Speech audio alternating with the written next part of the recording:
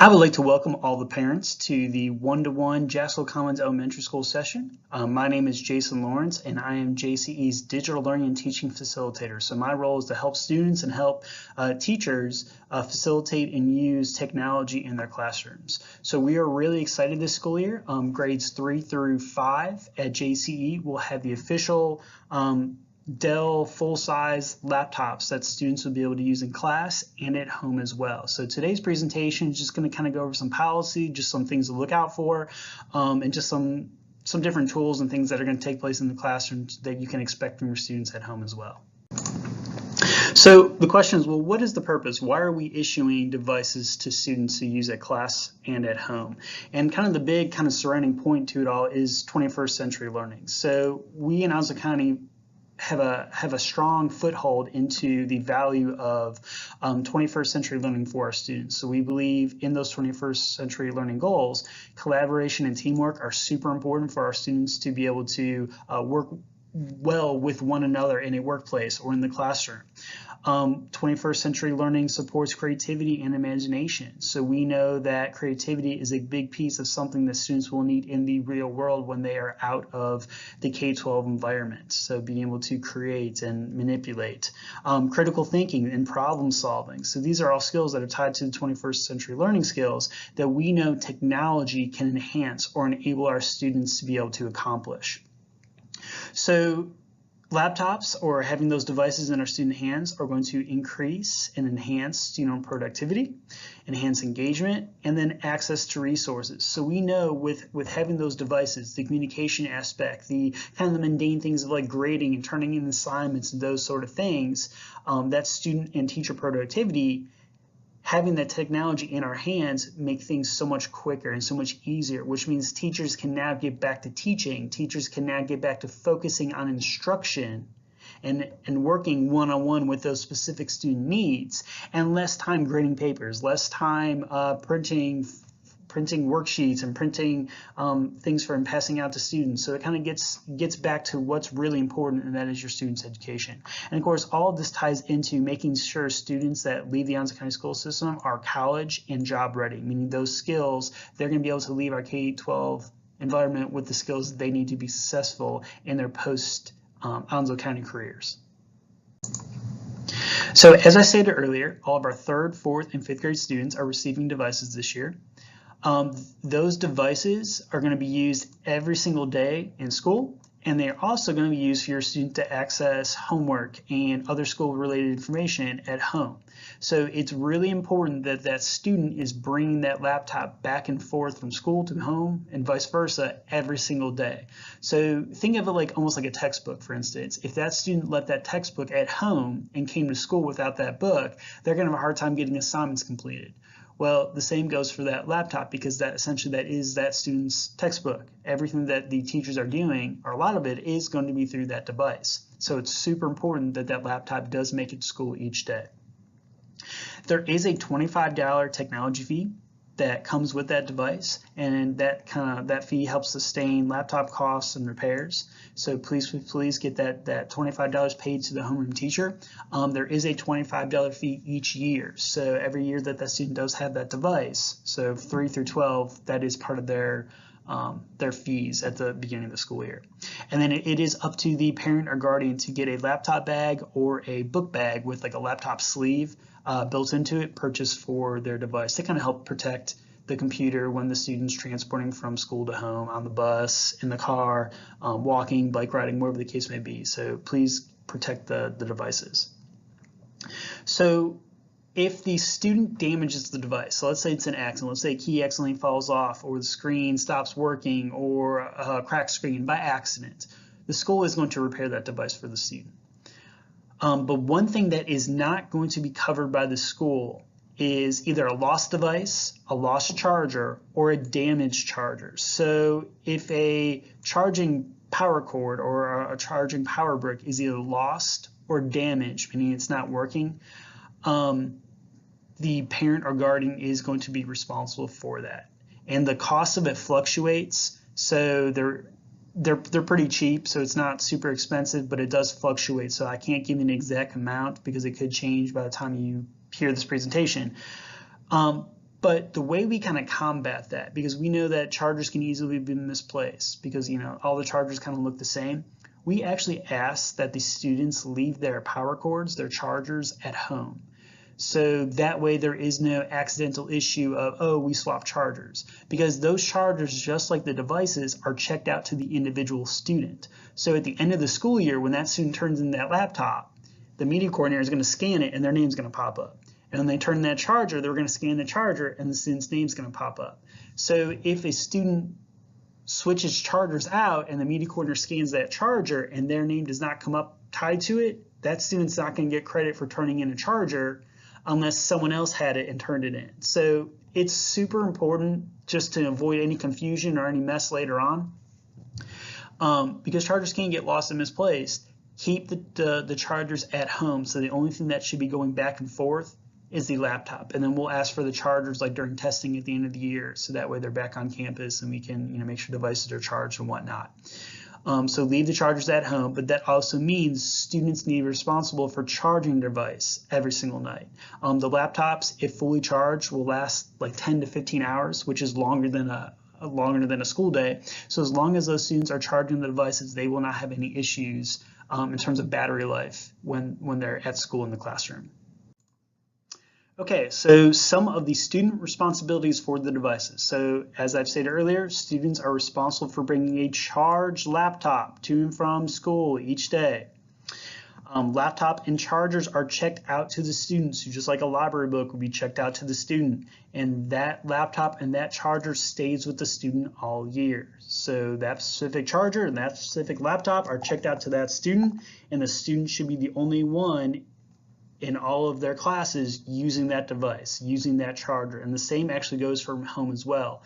A sibling should not be on these devices. That student is ultimately responsible for that device and anything that happens to that device. Families are held responsible for a lost device, a lost or damaged charger, or purposeful damage done to the device. So if a laptop is damaged on purpose, meaning it was not an accident and precautions were not followed by the student, the family is held responsible for the cost of the device. So students are responsible for taking care of the device. They need to keep it safe when transporting to and from school or going from class to class. Students should not alter the device. So there should be no physical alters to it, meaning like coloring or pencil shavings or drawing or glitter, stickers, glue, whatever the case may be. They should not alter the device physically, visually, or in terms of the hardware or software. So what's installed on the device is installed by the Onset County Schools, and Onset County Schools are the only ones who are allowed to change or alter the software on the device. So students should not be installing games or other software to the computer, and students should not be using proxy software to get around our internet filters. So we do have internet filters that are on the device, and I'll talk a little bit more about this later, that monitor students' usage in terms of websites that are allowed to access and not allowed to access. So if a student gets around that firewall, or gets around that setup, that security that we have, that we consider that altering the software, altering the hardware of the computer, and students will get in trouble for doing that. So the student, as I stated earlier, is the only person allowed to be using the device that is assigned to them. So each student is issued a unique username and password that no one else in the county has. So when they log into a computer on campus, we know it's that student. So because they put in that username and that password, that's their digital fingerprint, we know that it's that student logged into that device. So the student whose laptop is checked out to them is ultimately responsible for all the content that's taking place on that laptop. So no one else should be using that device except for the student and of course their parent and guardian. This laptop should be used for school-related activities. This is a school device. It is not a personal device. This device is leased to the student for the school year. So it belongs to Onset County Schools, and we expect that students are using the device for school-related activities, meaning assigned projects, assigned activities from their teachers. Students must comply with copyright law, and then students should be only accessing and using appropriate content related to school, because once again, it is a school device for school purpose. So any violation of those student responsibilities can result in a temporary loss of the device or student access to the internet and computers on campus, or even a permanent loss of that device. And this is all based on the principal's discretion. So this is going to take into account what the student did, the severity of the issue. Is the student a repeat offender, or is this a one-time deal? So that's going to kind of be all up to the principal and the documentation, the data that is provided to them. And then teachers will then be responsible if the device is taken away from the student, or the student has lost, let's say, internet access for 2 weeks, or whatever the case may be. The teachers will have to provide them with alternative assignments not using technology. So that way the students keep up with the rest of the students as well, even though they don't have those devices. So in terms of protecting our students, we have a number of different security features built in to kind of monitor the devices and keep students safe when they're online and using the device. So the first thing we have is something called Zscaler, and that is our internet filter. Zscaler is active both on and off campus. So even if that student is on your home network, Zscaler is still working. So it's built into the device. So if a student cannot access something on campus in terms of content, the student will not be able to access that content at home either. The computers are monitored by the IT department up at the central office. So basically we have automated scripts that if a student violates a website policy or does something inappropriate, it gets flagged and the IT department immediately disables the user's account. And then the IT department sends an email to school administration letting them know what happened, and then it can be addressed at the school level. So if any infractions take place, the student's account is automatically disabled. They can't even log back onto the computer until school administration addresses the issue and kind of figures out what's going on. There is an email filter because students do have email through their Office 365 account, and that is monitored. So just like kind of like the IT monitors like websites students are visiting and whatnot, there is an email filtering system that if an inappropriate email is sent, it gets flagged and sent to school administration. Flash drives are not used in the devices, and when I say they can't be used, literally if you plug a flash drive into the device, it will not be used. It won't even be activated. So students can't even use a flash drive on this device. All of the students' documents and data will need to be saved to our cloud storage through Office 365 and OneDrive, but students will have training on that. And then finally, we do also expect parents to be monitoring. So when that student is at home, keep an eye and see what your kids are doing. If you want them off the computer at a certain time, that's your discretion. You are the parent, you are the guardian in that situation. So please be mindful of what your students are doing and what activities they are using for that device when they are off campus. So some of the general tools that students will be using this school year, and there may be more based on teacher discretion because these are more or less just kind of like the county provided tools and websites and assessment pieces that are provided for our students. Well, first off is Office 365. So that's student email, that's cloud storage. We have our learning LMS in there as well called Microsoft Teams, where students can turn in assignments, save files, complete assignments that or complete work, and have conversations with their teacher through this learning management system. And that's all through Office 365. One other kind of neat piece that I'd like to mention for parents is that actually through Office 365, our students and our staff actually get 5 free downloads of Office 2016 that they can actually put on any device they want to. So if you actually at home have a home PC or Mac or laptop or where the case may be that's running an older version of Office, you can actually have your student log into their Office 365 account, click the Install Office button located in the upper right-hand corner on the landing page, and you can actually install Office 2016 for free, and that's provided by Microsoft. So as long as your student is enrolled in the Onslow County school system, you actually have a free version of Office that you can gain access to for free, for as long as your student is a student in the Onslow County school system, which is kind of cool. So that, computers, when you buy them nowadays, don't even come with Office, and you gotta spend $200 to $300 to get Office. Well, you have that as long as your student is a student in the Onslow County school system. Students have access to Discovery Education for interactive media, for lessons and videos, and there's some cool interactives in there for them as well that teachers get into. There's a whole science tech book that we have access to at JCE that can be used in the science department. We use Edmentum for our benchmark testing. for lessons and assignments and practice. So at the elementary level, students have access to Study Island, Play-Doh, Reading Eggs, and Education City, which is all part of this kind of Edmentum suite of tools that they will be using and have access to. And then finally, we will be instilling Common Sense Media, digital citizenship lessons with our students. So we kind of feel it's kind of mandatory. We're kind of obligated that if we are providing internet, we are providing these devices in school for our students, that we have some sort of lessons on things, the appropriateness of being online, the appropriateness of using a device, your digital fingerprint, meaning what you do online stays with you forever, those kind of things. We will be providing, our teachers will be providing those lessons and those activities throughout the school year. And actually last year we actually earned a school-wide Common Sense Media digital citizenship for the last school year. So we were kind of like recognized for the different teachings and the different lessons and activities we did with trying to kind of instill some smart, some safe practice online with our students. So we will be doing that as well this year with the students. Okay, so one of the big questions is, well, if we're using all these online tools, what is needed from our students in terms of at home, in terms of internet access? So because we do use a lot of the tools that require the internet, at school, internet is required. So all of our schools have internet access, and we do require the internet for the tools we need at the school level.